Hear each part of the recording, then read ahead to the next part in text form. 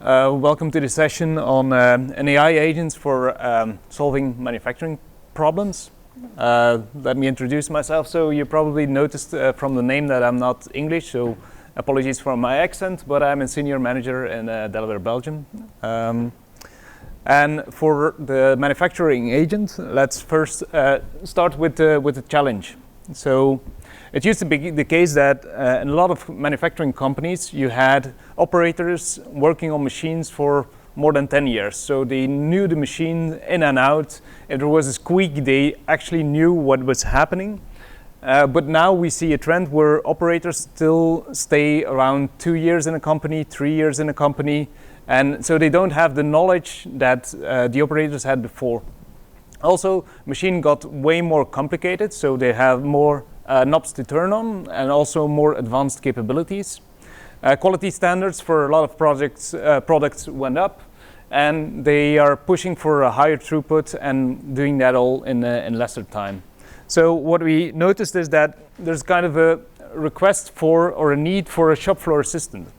And that shop floor assistant needs to help in those complex production processes by giving it advanced insight, so knowing what happens. Also, while changing shifts or people leaving the companies and new people coming over, you constantly need to rebuild that knowledge about how the machine operates, what a good production process looks like, etc. And also, the knowledge is very siloed. So you have things in the brains of the people, so things that they know, but if they're not there, you can't ask those questions. Also, you have quite a lot of manuals. You have IoT sensory data, and that is all spread around, which makes troubleshooting slower. And in most cases, there is no central approach actually to troubleshooting. So actually, you keep on reinventing the wheel. So that's the reason why we go for a shop floor assistant. And then, obvious question is, why now? It's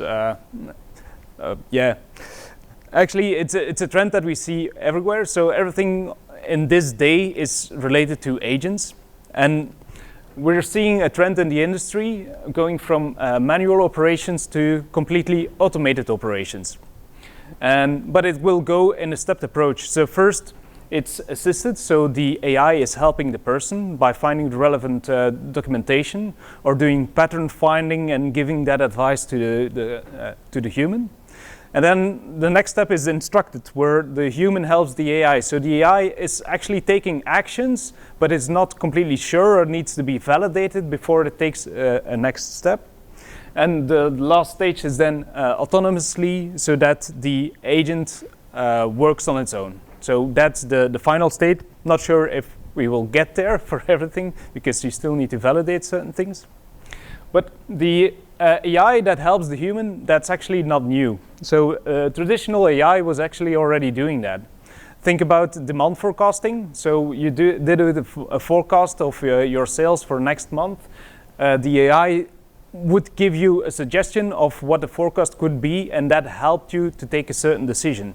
Also, for visual inspection, a lot of customers already trained machine learning models to actually do the visual inspection, and then, for example, kick out a bad piece. But it actually helps the human in interpreting what is good quality versus bad quality. While now with generative AI, the AI system itself can reason about actions, and that's the difference. It can reason about actions, so it also can do things instructed and autonomously. What are agents? And you see that coming back in the overview that we will have of our shop floor assistant, is that the agent itself, it needs kind of a role or a goal. Those are the prompts.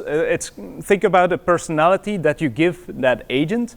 If you say, for example, you're a marketing expert with 10 years of experience, well, the knowledge of that large language model will focus actually on the marketing knowledge, and it will generate better results. So in here, you're a manufacturing expert, and it will also act like that. It needs knowledge, because large language models don't really know your context, so you need to feed it with information about your contexts, manuals, instructions, previous things that you did, but also tools.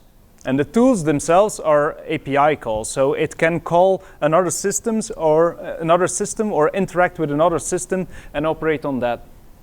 And then last but not least, memory, so that it keeps track on the actions that it took. And we see agents mainly focusing on various aspects. You can focus then on excellence or more flexibility. You can also make everything faster or more sustainable. And those are the axes that we are mainly seeing where you could have opportunities for AI systems.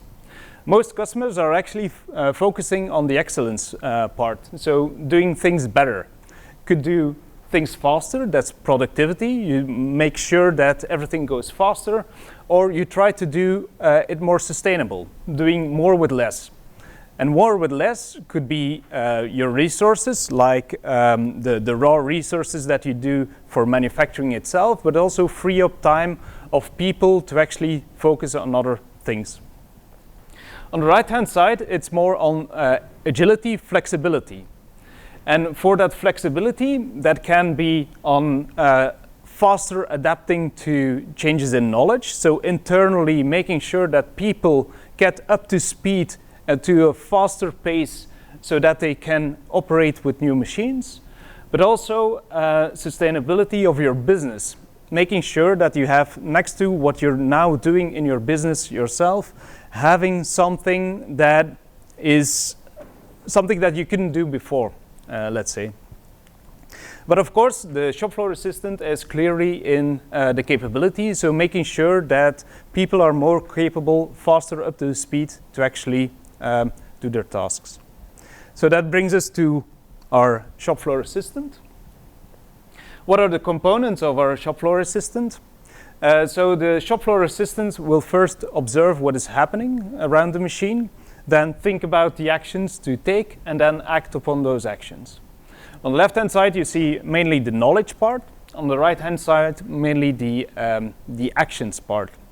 So what is the knowledge that is actually needed for such a shop floor assistant is past issues that were similar, so that you can reuse that knowledge in that assistant, but also work instructions, how to do maintenance, and machine manuals, getting the details of those machines. So using that information to actually guide the operator. Next to that, when you're operational, you also want to check whether there's nothing going wrong with that machine. So if you connect it to the data of the machine, detecting anomalies and acting on that already helps. But also integrating that agent into your existing, for example, ERP system.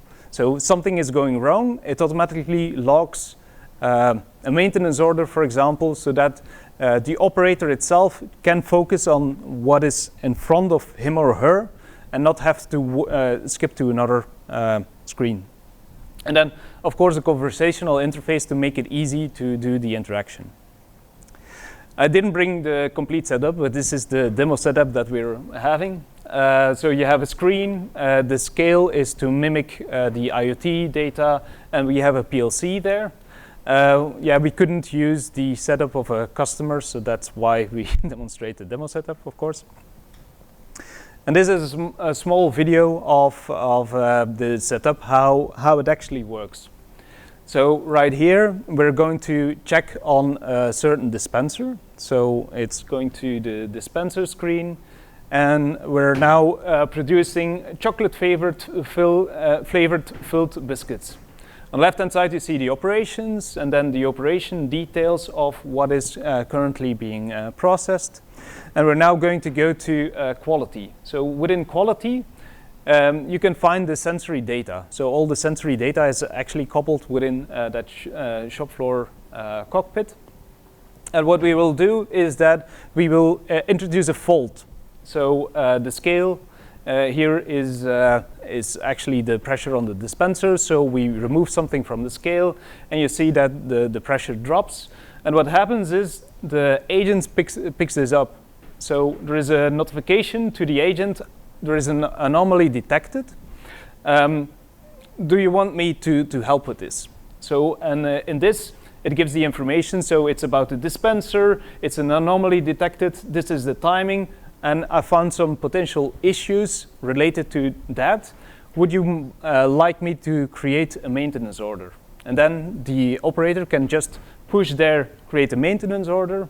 All the data of the sensory and the status of the machine at that moment in time are then fed into the ERP system for that maintenance order, so that the person who does the maintenance can have all the information of that moment in time when they need to do it, to do the maintenance, of course.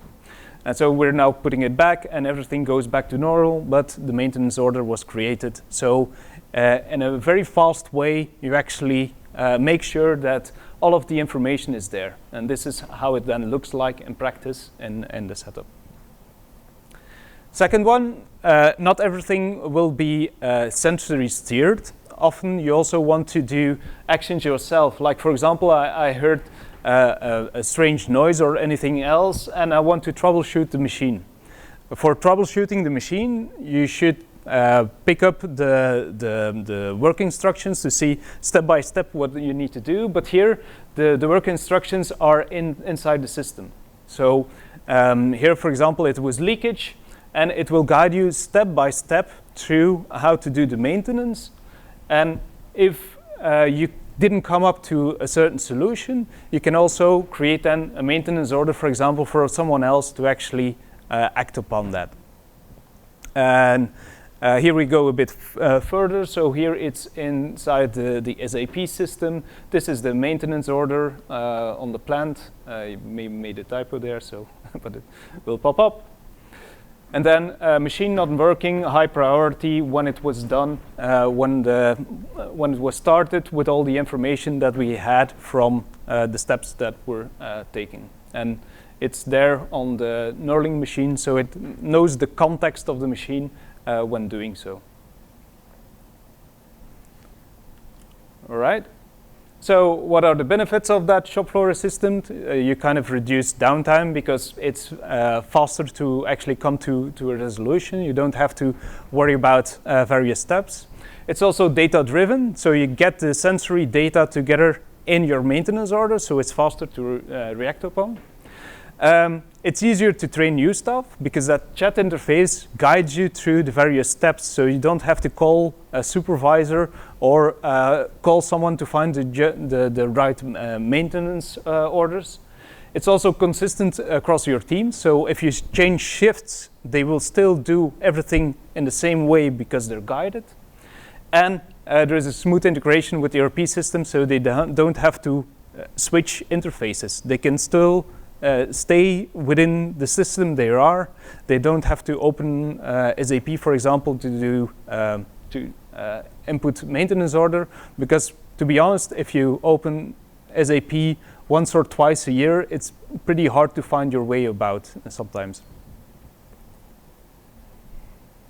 So a bit on the building blocks, what we used as building blocks to actually make this. It's written in Python, the backend, because a lot of the AI systems are Python based. But we use the AI ecosystem that you connect into the AI foundry of SAP, and then we used that to make a customized AI. You could connect it directly to you, so that you can interact with that system with the standard interface of SAP. But right now we just focused on within that shop floor system to actually have the guidance there. So everything here is built on the SAP BTP, SAP Business Technology Platform. And SAP BTP is actually the glue for the SAP ecosystem. So you could also build it in Microsoft, but doing that integrated into an SAP system, into your ERP systems, is easier to do from the SAP BTP platform than other types of systems. So we used SAP build as the component to actually build the application, then the integration suite to ensure that the integration goes properly. For data analytics, SAP Business Data Cloud, and now with the announcement of Databricks being included there, it helps a lot in the IoT sensory. And then AI, the SAP AI core, that kind of gives you the access to the large language models that you need to use such to build such a solution. So why SAP Build? It's a seamless user experience. It all looks the same within the SAP ecosystem. SAP Integration Suite has pre-built connectors, making it easier to actually connect everything together. And then real-time data within Databricks, and then using that for the large language models.